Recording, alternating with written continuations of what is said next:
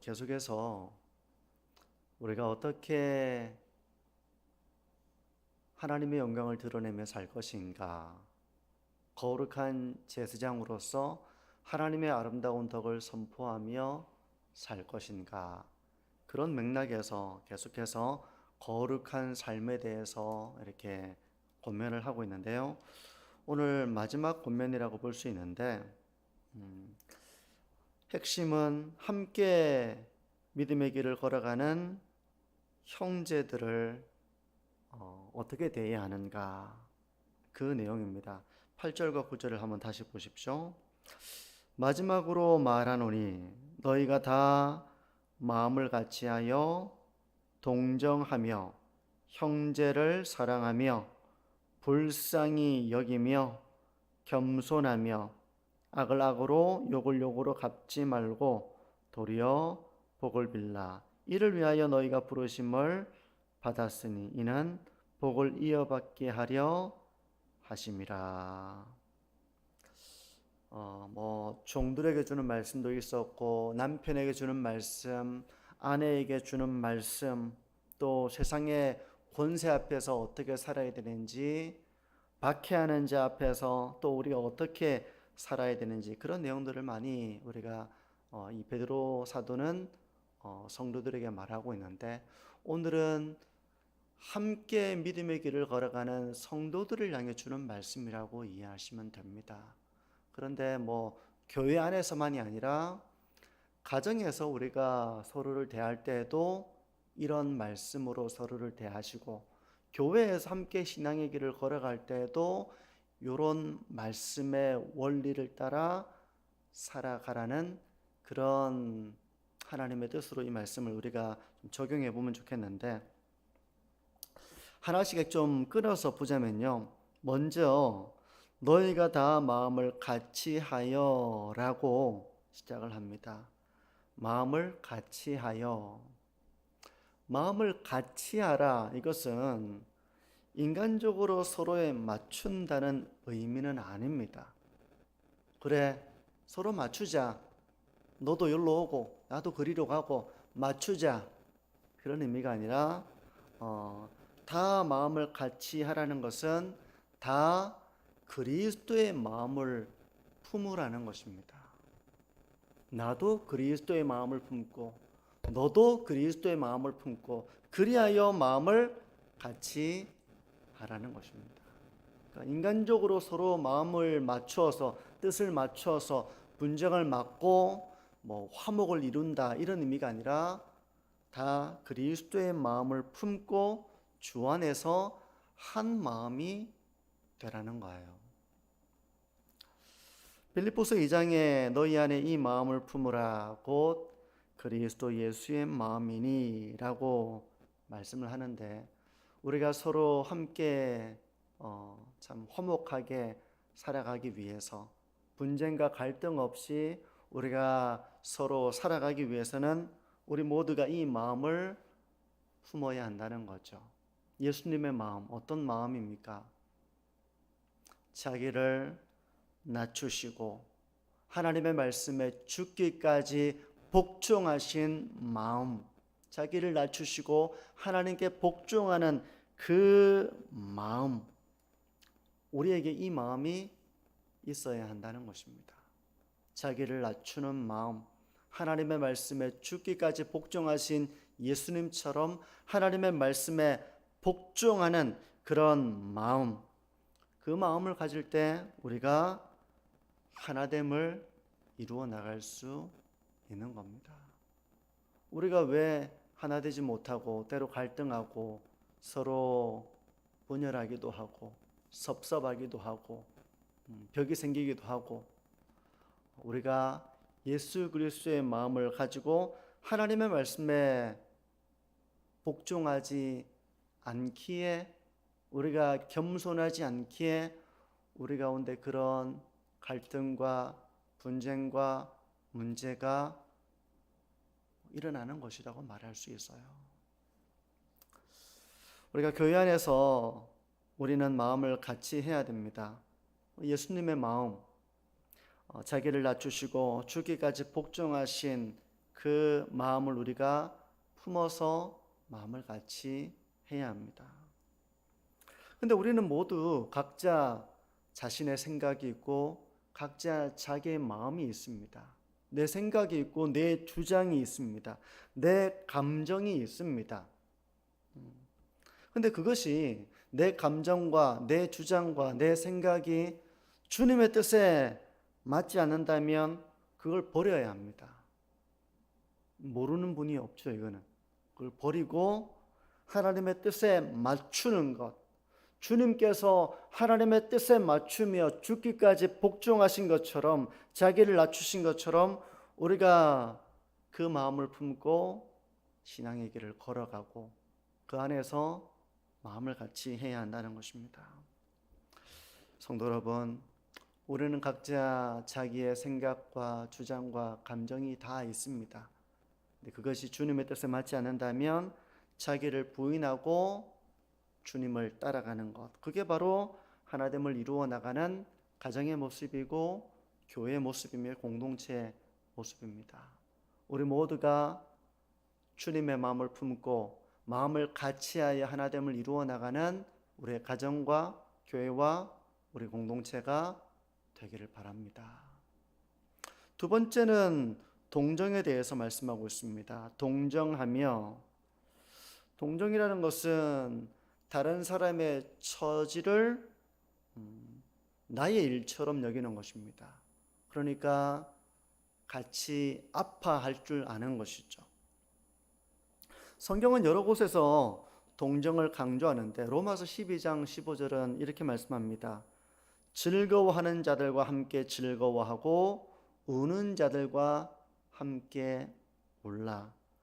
타인의 즐거움을 나의 즐거움으로 삼고 타인의 아픔을 자신의 아픔으로 삼으라는 것입니다. 그리고 고린도전서 12장 26절에는 만일 한 지체가 고통을 받으면 모든 지체가 함께 고통을 받고 한 지체가 영광을 얻으면 모든 지체가 함께 즐거워하느니라, 그런 말씀이 있죠. 이 교회는 우리가 한 몸입니다. 우리가 이제 몸에서는 한 지체가 아프면 온몸이 다 아픈 거죠, 사실은. 교회는 한 몸이기 때문에 한 지체가 고통을 받으면 모두가 고통을 받고 한 지체가 영광을 얻으면 모두가 즐거워하는 것입니다. 한 몸이기 때문에 교회는 그러해야 한다는 것이죠.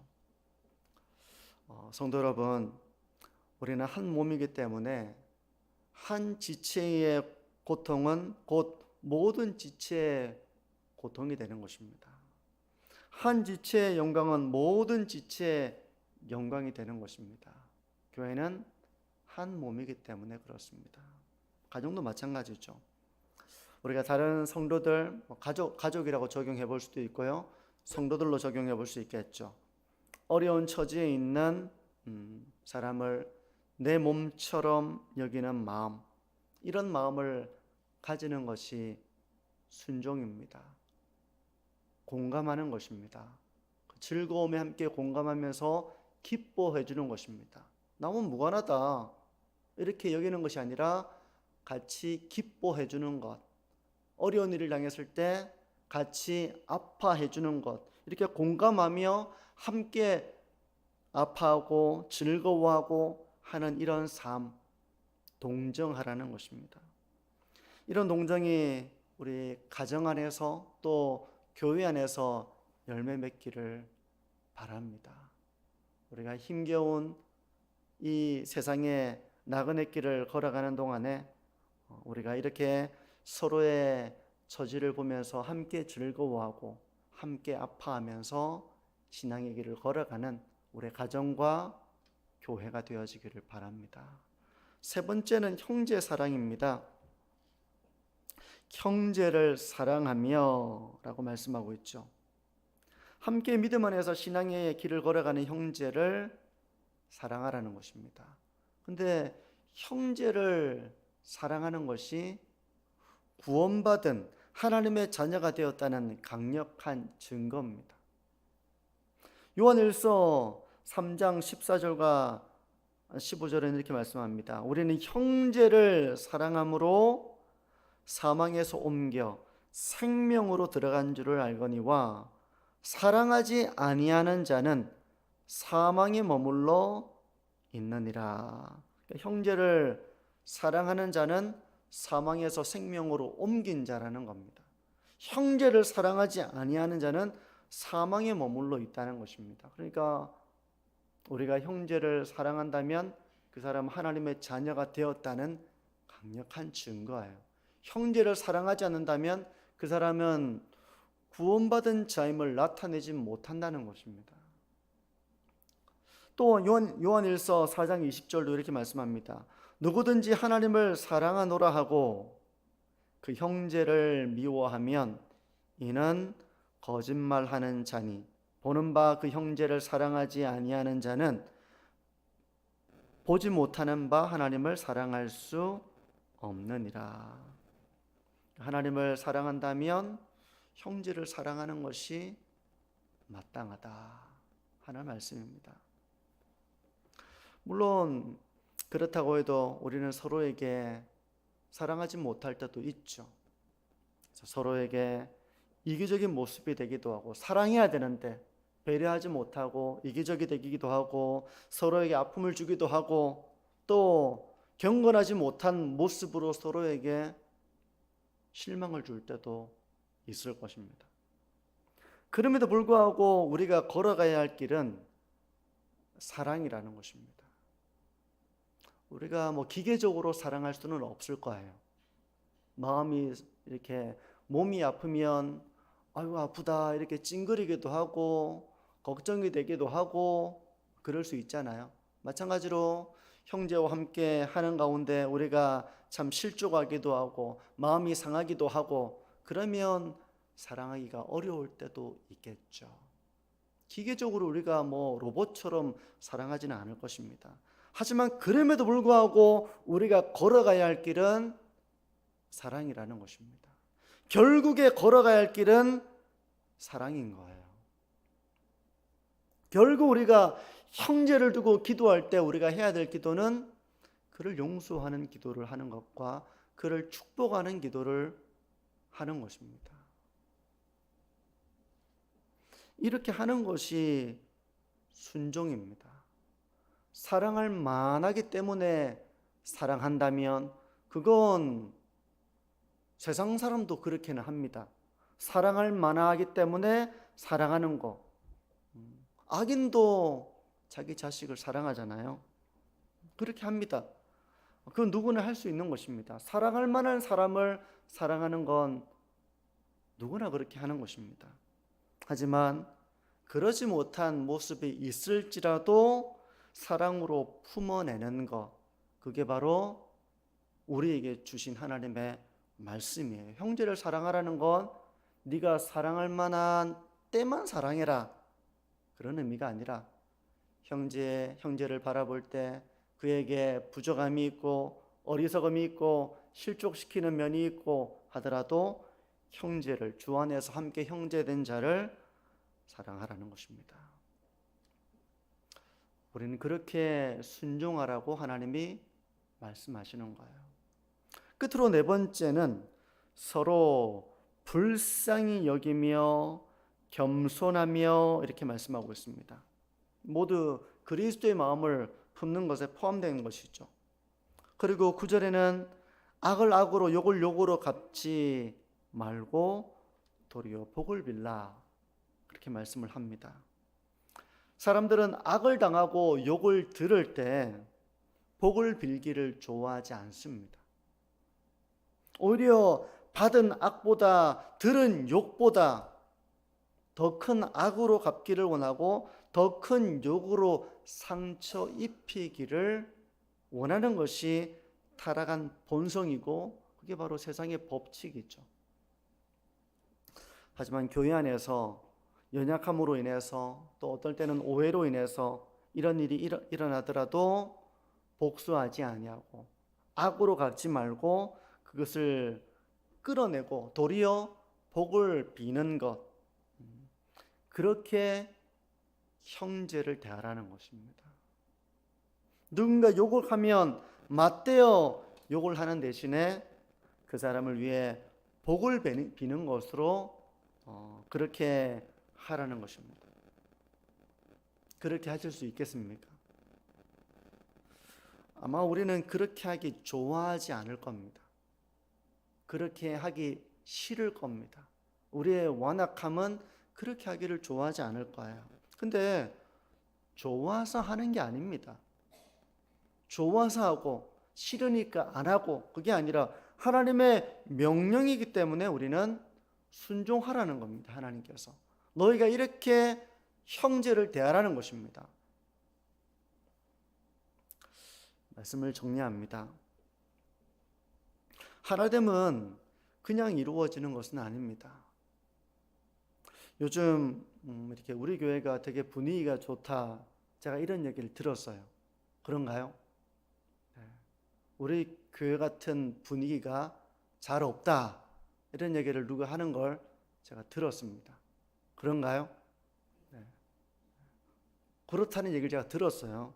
근데 이게 그냥 이루어지는 것은 아닙니다. 만약 그렇다면 그게 그냥 그렇게 이루어지는 건 아니에요. 그냥 그렇게 되는 게 아닙니다. 인간적으로 친해진다고 해서 하나됨을 이룰 수 있는 것도 아닙니다. 인간적인 하나됨은 언제든지 위기를 맞이할 수 있고 분열을 맞이할 수 있습니다. 하나됨을 이루기 위해서 우리 모두가 예수님의 마음을 품어야 합니다. 자신을 낮추고 하나님의 말씀에 죽기까지 복종하신 예수님처럼 우리가 그 마음을 품지 않으면 하나 될 수 없습니다.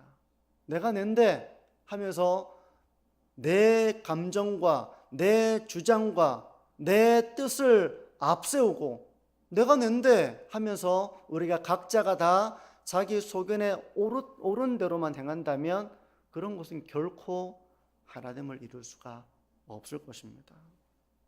우리는 모두 주님의 마음을 품고 서로의 아픔을 나의 아픔으로 여길 줄 아는 마음을 배워나가야 됩니다. 우리는 서로에게 공감하지 못할 때도 있을 거예요. 저 사람의 즐거움을 나의 즐거움으로 삼는 데에는 그냥 그렇게 그냥 되는 건 아니잖아요. 내가 아끼고 사랑해야 그게 되는 거잖아요. 내가 아끼고 사랑해야지 다른 사람의 행복이 나의 행복이 되고 다른 사람의 근심이 내 기도 제목이 되고 하는 것입니다. 서로를 사랑하는 마음, 이거 사랑할 만하기 때문에 사랑하는 거, 그러면 사랑할 만하지 못할 때 사랑하지 못하게 되잖아요. 그는 조건이 없는 것입니다. 사랑하라는 하나님의 명령이에요. 부모가 자녀들에게 서로 사랑하라고 하는 건 사랑할 만한 모습이 있을 때는 사랑하고 없을 때는 싸워라, 그런 의미가 아니잖아요. 무조건적인 조건이 없는 그런 부모의 말일 것입니다. 또 서로를 불쌍히 여길 줄 아는 마음을 가져야 됩니다. 정죄하는 마음 대신에 불쌍히 여기는 것입니다. 우리가 좀 부족하고 못한 걸 보게 되면 그 사람을 정죄하기 쉬워요. 근데 불쌍히 여기는 것입니다. 우리가 처음에는 정죄했다 하더라도 결국 우리가 걸어가야 할 길은 불쌍히 여기는 마음입니다. 내가 마음이 상했다 하더라도 결국에 우리가 걸어가야 할 길은 복을 비는 길로 나가는 것입니다. 받은 대로 되갚아주는 길이 아니라 복을 비는 길로 나아가는 것입니다. 그게 바로 진정한 영적 생활입니다. 참된 경건의 훈련은 단지 성경 읽고 기도하고 이런 것에만 머무르는 것이 아니라 하나님의 분부하심을 따라서 순종의 길을 걸어가는 것입니다. 주님의 마음을 품고 나를 부단히 낮추고, 나는 완악해서 주님 그렇게 하기는 정말 싫습니다. 때로 우리가 그렇게 완악한 마음을 가질 때가 있어요. 정말 저 말씀대로 저렇게 하고 싶지 않다. 근데 그걸 자기를 부인하고 하나님의 말씀에 순종하기 위해서 기도하고 하나님 절 도와주십시오. 그게 바로 진정한 영적 생활이고 경건에 이르는 훈련입니다. 성경 몇 장 읽고 기도 얼마 하고 그거보다 훨씬 뛰어넘는 진정한 경건의 훈련입니다. 서로 불쌍히 여기는 것, 연약함을 봤을 때 정지하는 마음이 들어서 그 사람의 흠을 보고 그걸 뛰어넘어서서 불쌍히 여기는 마음이 되는 그런 마음으로 우리가 경건의 훈련이 되어야 하는 것입니다. 성도 여러분, 세상은 서로 동정하기보다는 이용합니다. 나와 뜻을 같이 하면 나의 그냥 내 편이고 나와 뜻이 같지 않으면 적이 됩니다. 나에게 악을 갚은 사람은 도리어 더 큰 악으로 되돌려 주려고 합니다. 이것이 바로 세상의 법칙이고 타락한 본성을 따르는 법칙입니다. 하지만 세상의 법칙을 깨는 이런 교회의 법칙, 은혜의 법칙을 따라서 신앙의 길을 걸어가는 가정에서도 서로를 그렇게 대하고 교회에서도 하나님의 말씀을 따라 서로를 대함으로써 우리 공동체가 은혜의 공동체로 하나님의 그런 다스림이 있는 은혜로운 공동체로 서가는 우리 만천중앙교회가 되어지기를 바랍니다.